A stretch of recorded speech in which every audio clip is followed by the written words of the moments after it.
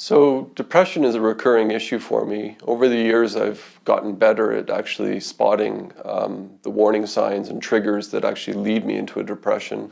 And just this past year, I actually had a fairly severe depression that lasted from October through to February.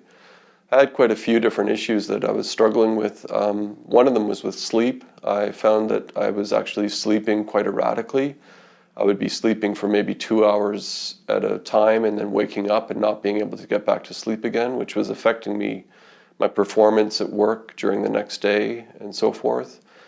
The other major issue I was experiencing was with anxiety. I was having severe anxiety, even associated with meeting friends at a coffee shop, for example. I would find that to be a very anxiety-provoking experience.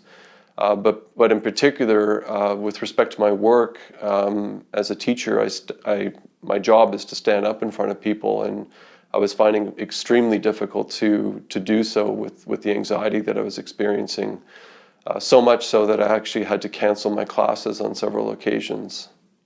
So the major turning point in this bout of depression came when my partner and my friends independently actually came to me and told me that they recognized that I was acting more anxious than usual and that I was actually more withdrawn than usual. I was actually looking quite tired, they said, as well. And so based on their advice, I actually went and sought some help from my psychiatrist. And with the help of my psychiatrist, we created a new medication regimen that I adopted. And within about a month or so, I found that my anxiety was already getting better. And within about a month and a half, I found that my depression had lifted.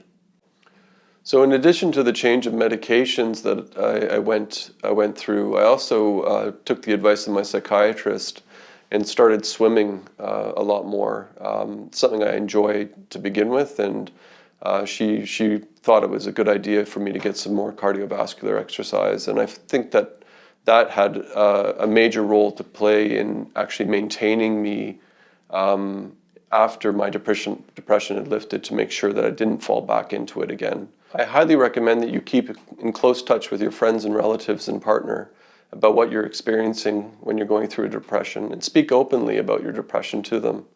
They might have ideas that can help you with your depression, but more importantly, it will make you feel like you're not going through this alone.